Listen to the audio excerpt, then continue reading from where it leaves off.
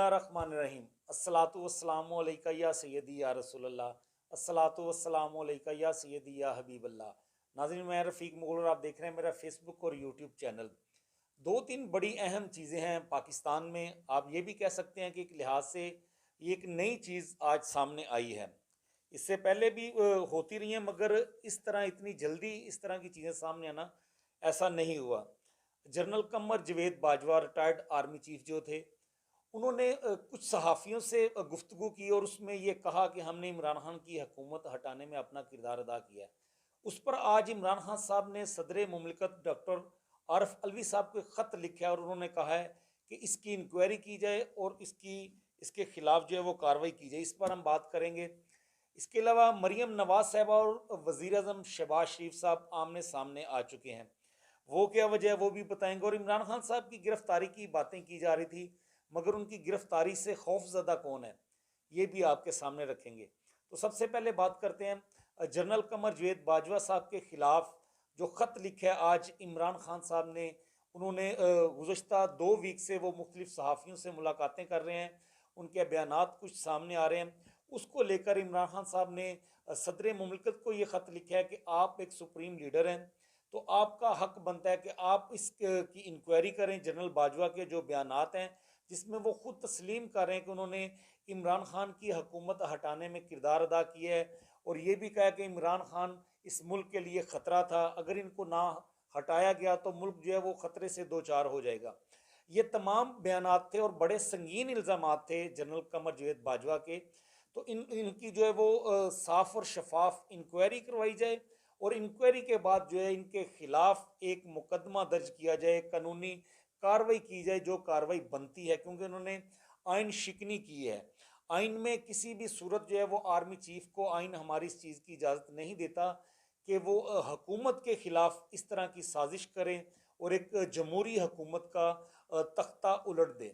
तो ये एक किस्म की आइन शिकनी है। ये ख़त लिखा गया है इमरान खान साहब की जानिब से और ये आज खबर जो है वो मीडिया की जीनत भी बनी हुई है।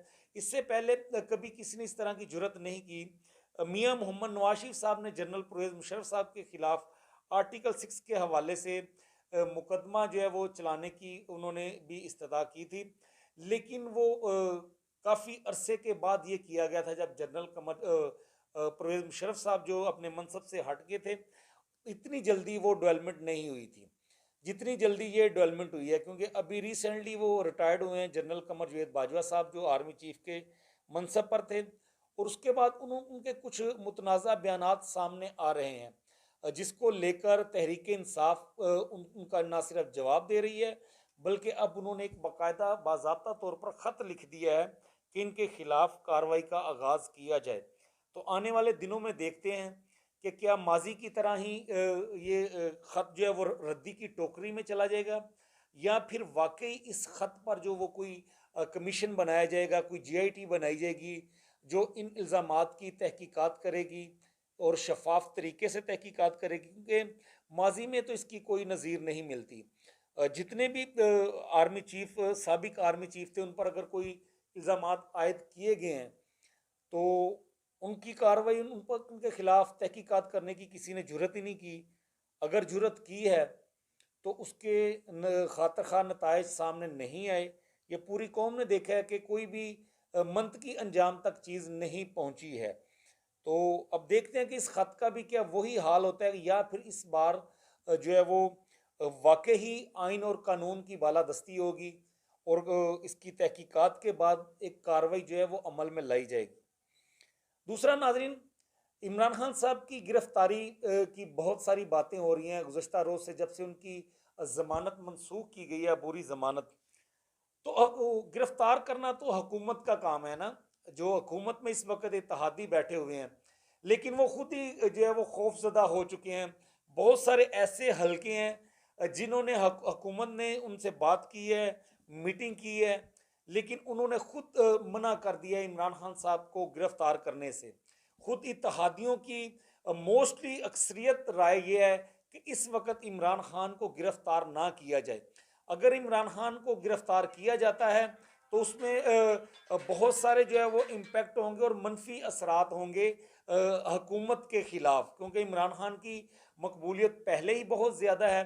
अगर इस मौके पर उनको गिरफ़्तार कर लिया जाता है तो इमरान खान साहब ज़्यादा पॉपुलर होंगे और हमें इलेक्शन में जो है वो ज़्यादा पिछाड़ भी सकते हैं, हमें ज़्यादा इलेक्शन में तनकीद का सामना करना पड़ेगा और हो सकता है कि उनकी जो पोजीशन है वो ज़्यादा मजबूत हो जाए। तो इत्तेहादियों की अक्सरियत ने जो है वो ये कहा है कि इमरान खान साहब को गिरफ्तार ना किया जाए, जबकि मरियम नवाज साहबा बज़िद हैं इस चीज़ पर कि दिन से रात ना हो और रात से दिन ना हो और इमरान खान को गिरफ्तार करके जेल में डाल दिया जाए और वो अकेले ही मैदान में कंपेन करें। तो ये चीज़ें खुद ही इत्तेहादी हुकूमत जो है वो दो राहे पर खड़ी हो चुकी है, इत्तेहादी दो राहे पर खड़े हो चुके हैं इमरान खान साहब की गिरफ्तारी को लेकर। दूसरी अहम बड़ी चीज़ है, मरियम नवाज साहबा और शहबाज शरीफ साहब आमने सामने क्यों आ चुके हैं। नून लीग में खुलकर मरियम नवाज साहबा के खिलाफ बगावत का अलम बुलंद कर दिया गया है। मोस्टली सीनियर रहनुमाओं ने मरियम नवाज साहबा के साथ चलने से इनकार किया है, उनकी पॉलिसी से इनकार किया है और उन्होंने अपने तहफ़्ज़ात जो हैं वो शहबाज शरीफ साहब के सामने रख दिए हैं, प्राइम मिनिस्टर साहब के सामने खुलकर रखे हैं। और ये हमारे ज़राए कन्फर्म कर रहे हैं कि शहबाज शरीफ साहब ने फिर लंदन में भी बात की है और मरियम नवाज साहबा की कुछ पॉलिसीज़ को जो है उन्होंने कहा कि ये पॉलिसीज़ दुरुस्त नहीं है। वो खुद ही बयानात देना शुरू कर देती हैं, खुद ही पॉलिसी बना लेती हैं। जो बयान वो देती हैं वो कहती हैं यही पॉलिसी है। अगर कोई दूसरा सीनियर रहनुमा बयान दे देता है तो ये तरदीद कर दी जाती है कि ये मुस्लिम लीग नून की पॉलिसी नहीं है, जबकि वो पॉलिसी के मुताबिक ही बयानात दे रहे हैं। बहुत सारे सीनियर रहनुमाओं के चंद रोज़ में ऐसे बयानात सामने आए हैं जिस पर मरियम नवाज साहबा ने कहा कि ये पार्टी की पॉलिसी नहीं है। एक तो उनके खामंद भी थे और भी बहुत सारे सीनियर रहनुमा हैं, तो उन्होंने खुलकर अपने तहफ़्फ़ुज़ात का इजहार किया है और शहबाज शरीफ साहब जो हैं वो भी इस बात से रंजीदा हैं कि मरियम नवाज साहबा जिस तरह शॉट्स खेल रही हैं। माजी में ज़िमनी इंतखाबात में उन्होंने कंपेन की है, वो भी नून लीग बुरी तरह से हारी थी। कश्मीर में उन्होंने कंपेन की, वो भी बुरी तरह हारी। इसके अलावा गिलगित बल्तिस्तान में उन्होंने इलेक्शन में कंपेन की, तो वहाँ पर भी नून लीग जो है बुरी तरह से हारी थी। तो उन वो सारी चीज़ों को सामने लेकर शहबाज शरीफ साहब भी इस बात पर जो है वो नाला हैं कि मरियम नवाज साहबा को इस तरह से नहीं करना चाहिए और अपनी मन मर्जी नहीं करनी चाहिए। जो सदर पॉलिसी दे रहा है, जो प्राइम मिनिस्टर पॉलिसी दे रहा है, जो क्योंकि वो जमात के सदर भी हैं, उनको फॉलो किया जाए। बल्कि मरियम नवाज साहबा खुद ही अपनी पॉलिसी बना रही हैं, खुद बयानियाँ बना रही हैं।